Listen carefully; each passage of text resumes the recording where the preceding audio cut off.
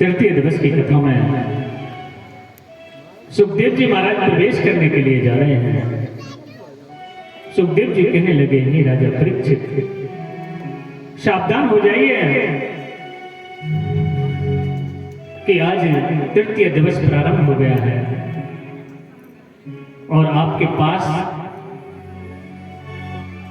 7 दिन का वक्त है। आज राजा परीक्षित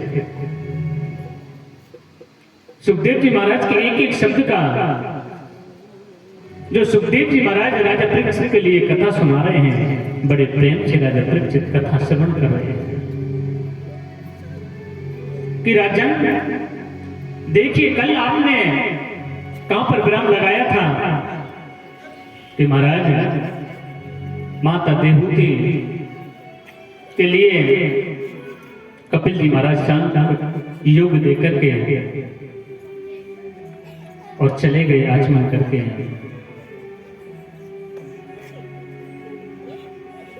माता देवूति के वंश में आगे कोई भी पुत्र नहीं था, 9 कन्याएं थी, उनका पृथक पृथक विवाह कर दिया। और महाराज माता देवूति की 3 बहन, 2 बहन और हैं, आकुति और प्रसूति। प्रसूति का विवाह दक्ष प्रजापति के साथ में हो गया और दक्ष प्रजापति की एक कन्या है और उस कन्या का नाम है सती। और महाराज सती माता ने अपनी स्वयं की इच्छा से भोलेनाथ से पानी ग्रहण संस्कार कर लिया। दक्ष प्रजापति ने बहुत समझाया कि बेटी, जो आप भोलेनाथ शंकर भगवान से विवाह कर रही हो, यह उचित नहीं है, मेरी समझ से बाहर है।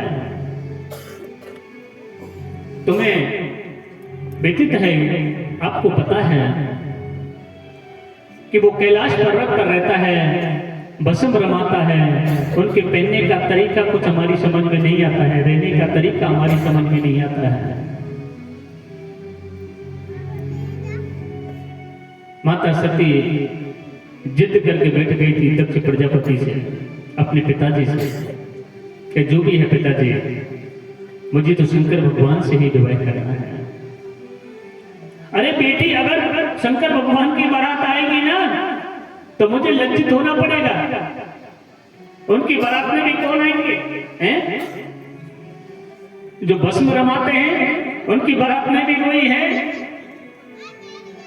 उनकी बारात में बड़ी अद्भुत आएगी, पहनने का तौर तरीका मृगशाला पहनते हैं, उनके गले में सर्प बिच्छू कातर लटकते हैं। चाहे कुछ भी हो जाए पिताजी, आज महाराज भोलेनाथ से सती ने विवाह कर लिया। दक्ष प्रजापति नाराज हो गए और महाराज विवाह करके भोलेनाथ कैलाश पर्वत पर माता सती के साथ में रह रहे हैं। धीरे धीरे समय निकलता चला गया।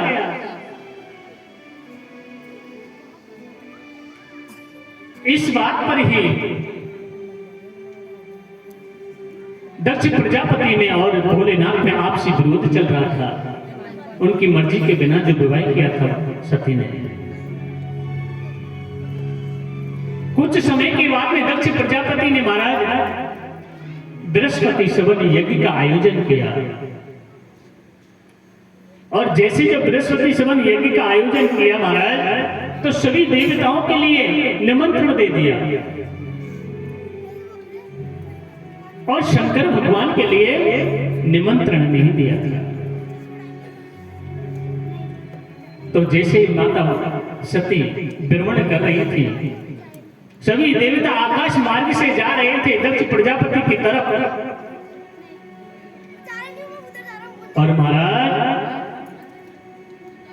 जैसे माता सती ने सुन लिया कि मेरे पिताजी की यहाँ पर बृहस्पति शबद यज्ञ का आयोजन हो रहा है। दौड़ करके आई माता सती भोलेनाथ से कहने लगी, भोलेनाथ प्राणनाथ आपको पता है कि क्या है देवी कि मेरे पिताजी ने बृहस्पति शबद यज्ञ का आयोजन किया है। मैंने देवताओं के मुखारविंद से सुना है, सभी देवता आकाश मार्ग से जब जा रहे थे तो मुझे पता चला था। आपकी आज्ञा हो जाए तो मैं भी मेरे पिताजी के यहाँ पर उस यज्ञ में चली जाऊं। भोलेनाथ कहने लगे देवी आपका जाना उचित नहीं है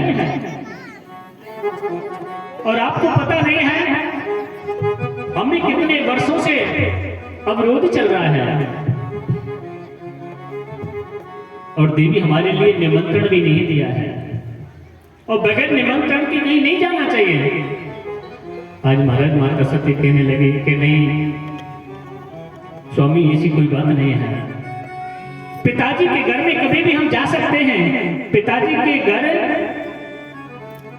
सदा सदा के लिए उनके द्वार खुले रहते हैं। कि नहीं देवी ये आपका गलत है जो आप सोच रही हो। भले वो आपके पिताजी का घर है पर लेकिन वहां जाने का भी समय होता है। बगैर बुलाए अगर बेटी को अपने पिताजी के घर पे जाना है तो एक तो रक्षाबंधन का त्योहार आता है और एक भाई दूज जाती है, तब जा सकते हैं, अन्यथा पुत्री को अपने पिता के घर पर नहीं जाना चाहिए। बहुत समझाया महाराज, भोलेनाथ समझा रहे हैं, माता सती नहीं मान रही है। और लो सती हमारी माने, और लो सती हमारी माने, वो माने तुम्हें बिना बुलाए मत जाओ।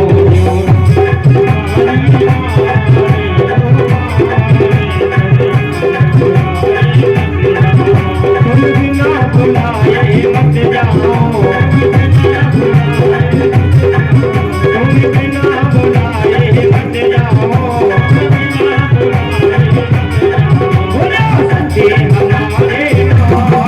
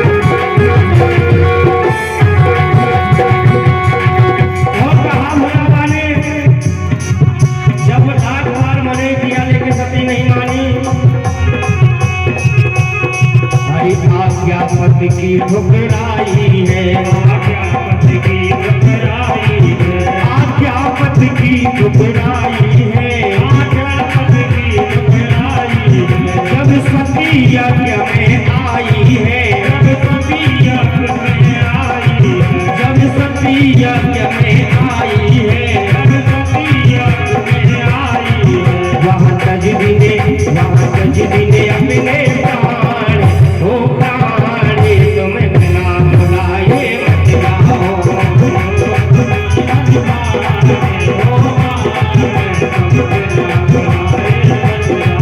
यो सती हमारी माने हो माने, तुम बिना बुलाए मत जाओ, सती हमारी माने हो माने, बिना बुलाए मत जाओ।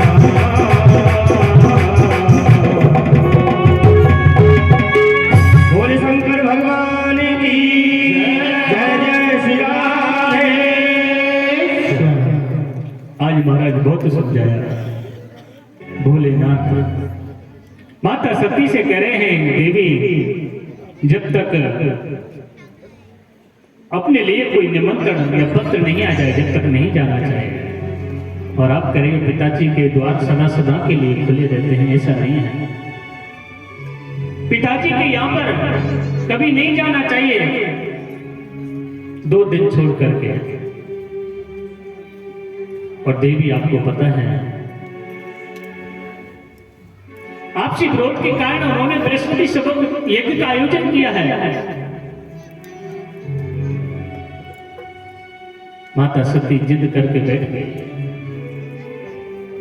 भोलेनाथ बहुत समझा रहे थे कि नहीं स्वामी, मुझे अच्छा नहीं लग रहा है, मुझे जाना है। भोलेनाथ कहते ठीक है, पर लेकिन मैं कहता हूं देवी, अगर आप जाओगे तो आपका अपमान होगा और आपके साथ में मेरा भी अपमान होगा। आज महाराज माता सती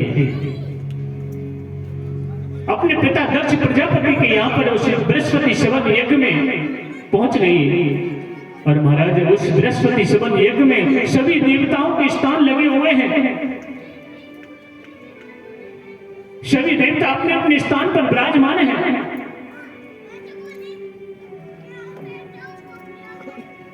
पर लेकिन भोलेनाथ का स्थान नहीं लगा है। और जैसे माता सती ने चारों तरफ आंख उठाकर के देखा कि भोलेनाथ का कोई स्थान नहीं है, माता सती कहने लगी दक्ष प्रजापति से कि पिताजी आप बलिवादी समझते हैं, आपने सभी देवताओं का स्थान इस यज्ञ में लगाया है और जिसका नाम 2 अक्षर का है और जिन 2 अक्षरों के नाम से जन्म जन्मांतर के पाप नष्ट हो जाते हैं, उसका आपने स्थान नहीं लगाया। और पिताजी आपको पता है,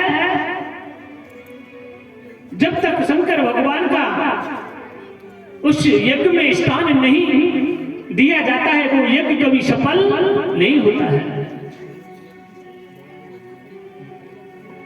माता सती दक्ष प्रजापति को समझा रही है, अपने पिताजी को समझा रही है, आपने ये क्या किया है। माता सती को पता चल गया, जहां पर मेरे पति का सम्मान नहीं, वहां पर मेरा भी क्या सम्मान होगा।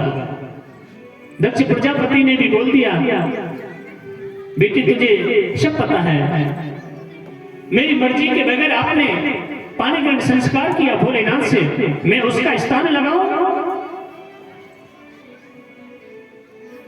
मैं उस शंकर भगवान को निमंत्रण नहीं दे सकता। ठीक है, मैं मानता हूं आप आ गई हो, आपका मैं आदर करता हूं कि नहीं पिताजी, जहां पर मेरे पति का सम्मान नहीं, मेरे पति का आदर नहीं, वहां पर मेरे आदर से क्या मतलब है। पहले तो मेरे पति का आदर होना चाहिए, मेरे पति का सम्मान होना चाहिए। क्रोध की अग्नि उत्पन्न होने लगी, माता सती के हृदय में पीला वस्त्र ओढ़ लिया और पीला वस्त्र ओढ़ करके उत्तर दिशा की तरफ मुंह करके बैठ गई। और क्रोध की अग्नि में महाराज माता सती ने अपने शरीर को त्याग दिया। माता सती को पता था मैं कैसे वापस जा सकती हूँ भोलेनाथ के पास, पति के पास कैसे वापस जाऊं, मैं क्या जवाब दूंगी। जिस यज्ञ में मेरे पति का अपमान हो गया,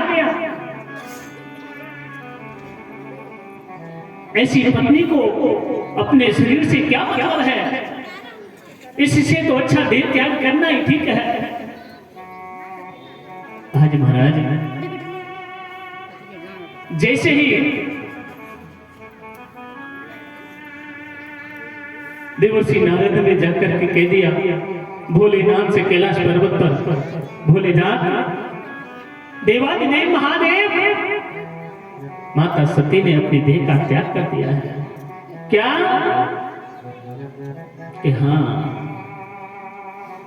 उसी समय भोलेनाथ ने जटाओं में से एक बाल उखाड़ा और उखाड़ करके नीचे पृथ्वी पर पटक दिया।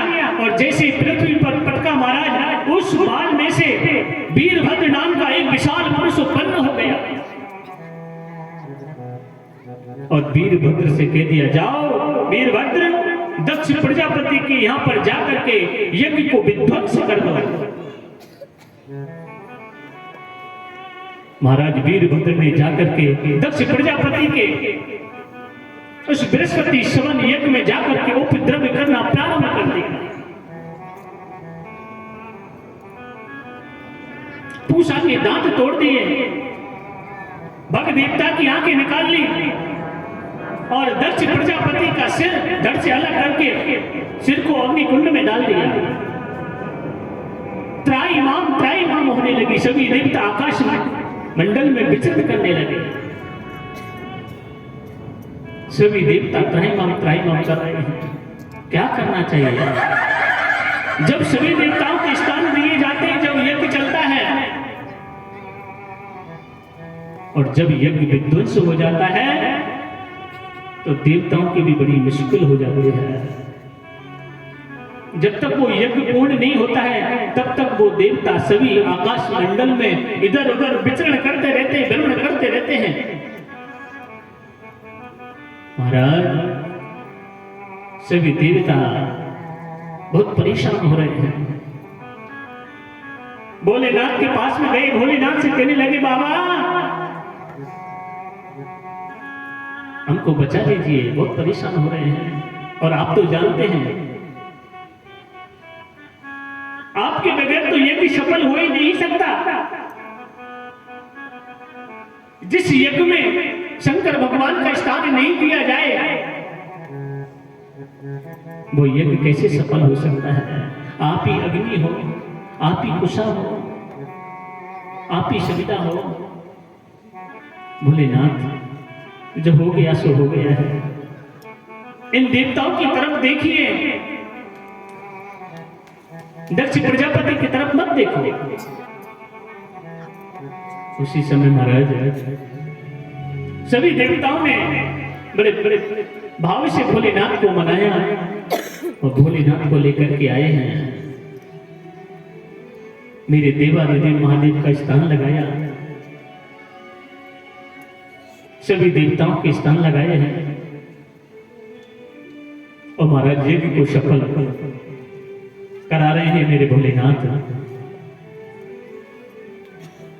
यज्ञ को सफल कराया और जो दक्ष प्रजापति का धड़ पड़ा है, सिर तो जल चुका है।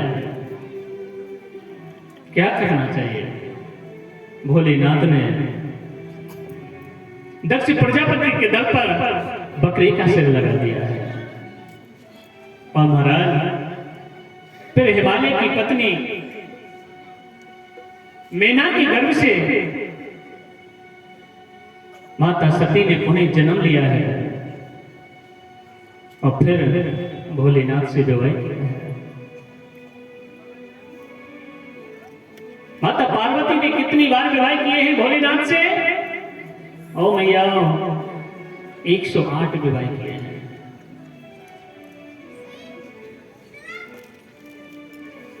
108 विवाह। जब भी माता पार्वती अपने देह का त्याग करके जाती थी, मैं भोलेनाथ से यही कहती थी, अगले जन्म में हे देवादिदेव महादेव, आपका ही दर्शन मुझे हो, आप ही मेरे पति रूप में मुझे मिले, यही विनती करती थी माता पार्वती।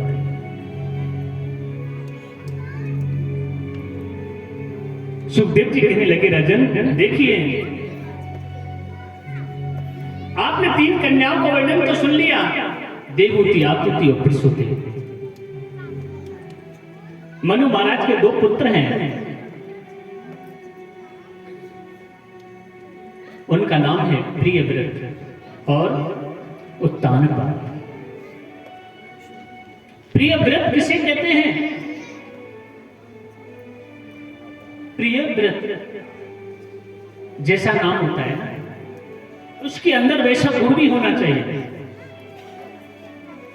नाम के पीछे अपने लक्षण छिपे रहते हैं। प्रिय व्रत, प्रिय माने अच्छा, और व्रत माने होती है प्रतिज्ञा। जिसने मन में अच्छी प्रतिज्ञा कर ली वही प्रिय व्रत है।